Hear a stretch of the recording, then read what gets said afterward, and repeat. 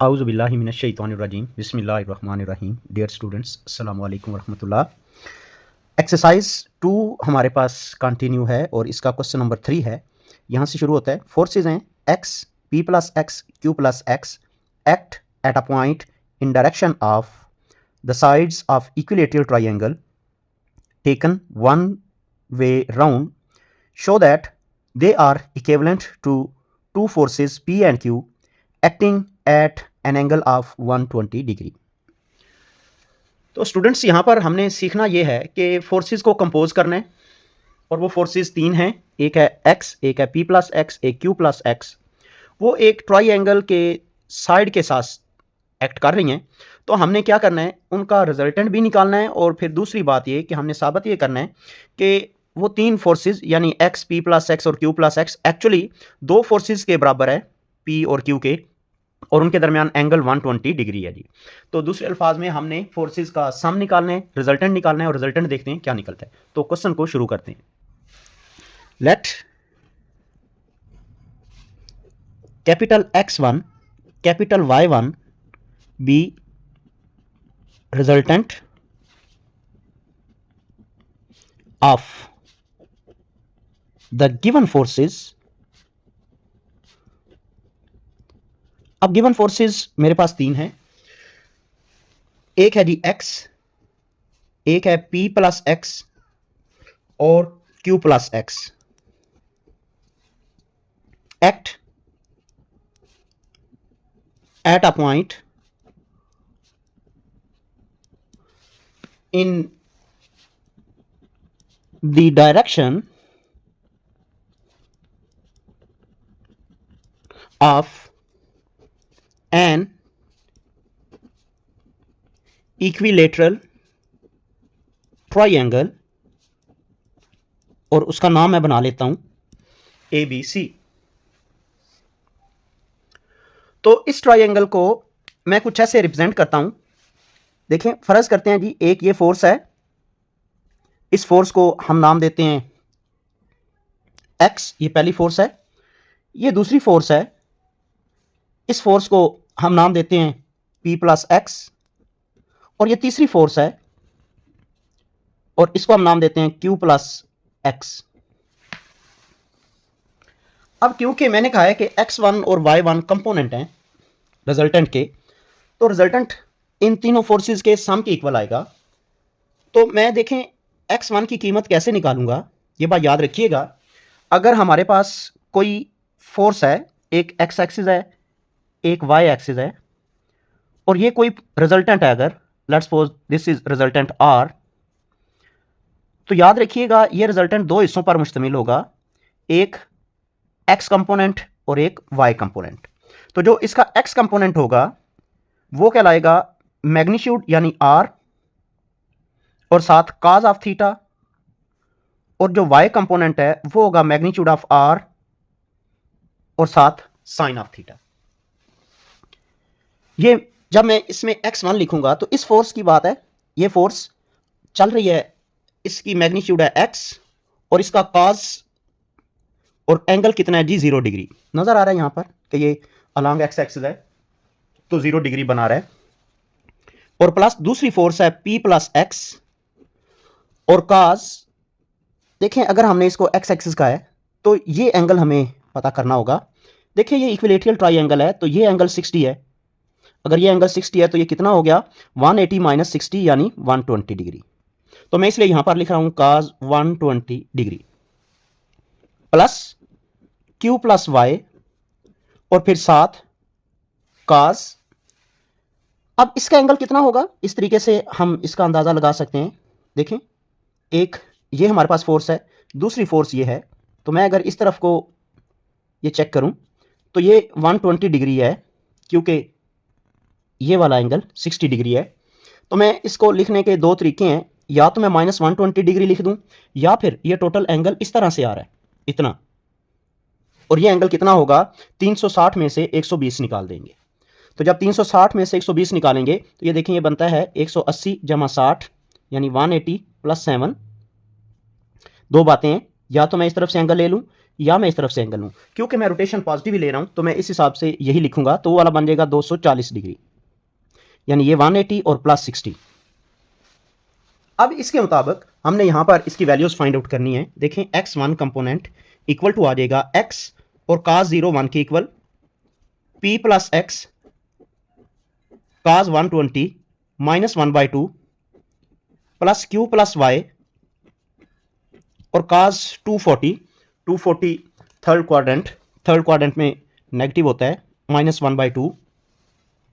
यहां से x1 component की वैल्यू आ जाती है capital X minus p/2 minus x/2 minus q/2 minus y/2। तो यहां पर मेरे पास जो रिजल्ट्स बन रहे हैं इस तरीके से, मैंने यहां पर जो ये q प्लस वाई लिखा है, एक्चुअली ये q प्लस एक्स है, तो यहां पर भी ये q प्लस एक्स बन जाएगा, यहां पर भी ये q प्लस एक्स ही बनेगा।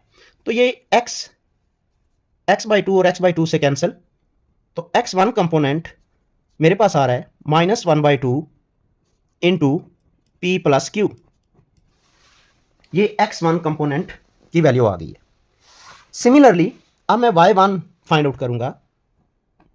y1 कंपोनेंट कैसे आएगा, लिखा जाएगा पहले इस फोर्स की बारी x, और उसके साथ देखें मैंने जब y कंपोनेंट में लिखा है तो r और साथ साइन थीटा। यहां पर क्या है जी, sine of 0 degree, x component sine 0 plus p plus x into sine 120 degree plus q plus x और sine 240 degree.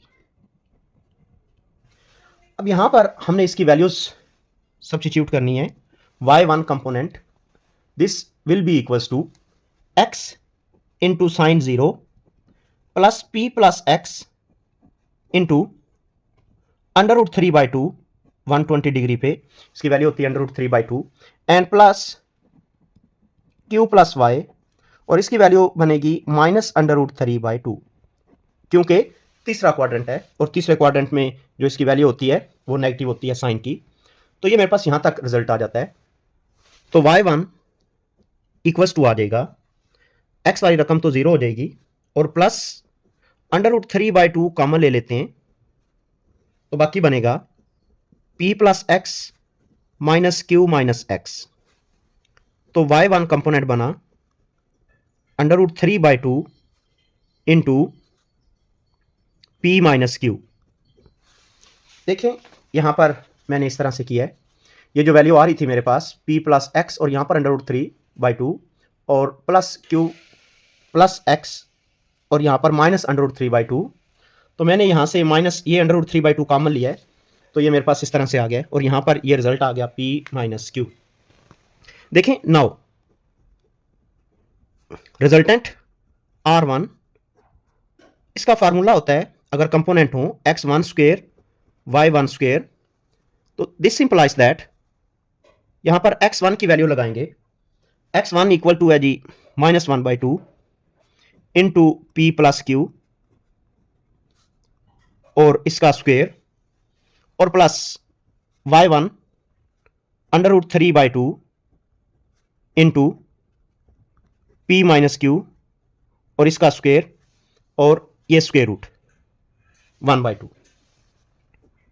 R1 value will be equals to, अगर मैं स्क्वायर रूट को 1/2 जो लिखा है इस तरह लिख दूं, तो जब मैं इसका स्क्वायर लूंगा तो ये बनेगा p square plus q square plus 2pq divide by 4 और plus 3 time p square plus q square minus 2pq divide by 4। यहां पर जब इसको सिंप्लीफाई करते हैं तो ये बन जाता है p square Q square 2pq plus 3p square 3q square minus 6pq divide by 4। तो जब हम इसको सॉल्व करते हैं मजीद सिंप्लीफाइड फॉर्म के लिए, तो ये बन जाता है 4p square 4q square 4pq divide by 4 square root. देखिए यहाँ से हमने ये इसको और इसको जमा किया है, इसको और इसको जमा किया है, और ये वाला माइनस हो गया आपस में। यहाँ से 4 कॉमन आ जाता है, तो ये बनता है जी p square plus q square और माइनस पी क्यू और square root, and this is equals to, इसको हम लोग लिखते हैं p square plus q square plus 2 p q और ये -1/2। देखिए मैंने यहां पर अपने पास से 2 पी क्यू बना लिया है, ये 2 मैंने ऑलरेडी अपने पास से बनाया है। तो देखें ये -1/2 काज की कौन सी वैल्यू के साथ आता है, तो ये बनता है जी p square plus q square plus 2 p q और काज ऑफ 120 डिग्री और इसका स्क्वायर रूट। तो लास्ट तीनों लेक्चर्स के अंदर हमने एक बात पढ़ी थी कि अगर कोई सी दो फोर्सेज हों तो उनके रिजल्टेंट को हम ऐसे लिखेंगे P square plus q square plus 2 p Q cause of alpha. तो हम ये बात कहते हैं कि ये कोई सी दो फोर्सेज हैं पी और क्यू और उनके दरमियान ये एंगल है और आर उनका रिजल्टेंट है। तो इस हिसाब से हम कह सकते हैं दिस इंप्लाइज, जो हमें क्वेश्चन दिया गया है, क्वेश्चन में ये कहा गया है this implies resultant is equivalent to 2 forces p and q makes angle 120 degree. तो हम लिख देंगे एज रिक्वायर्ड, एज रिक्वायर्ड। यही हमें इसमें बात साबित करना थी। ओके, ये क्वेश्चन आपको समझ आ गया होगा। इंशाल्लाह नेक्स्ट क्वेश्चन को नेक्स्ट लेक्चर के अंदर सॉल्व करेंगे।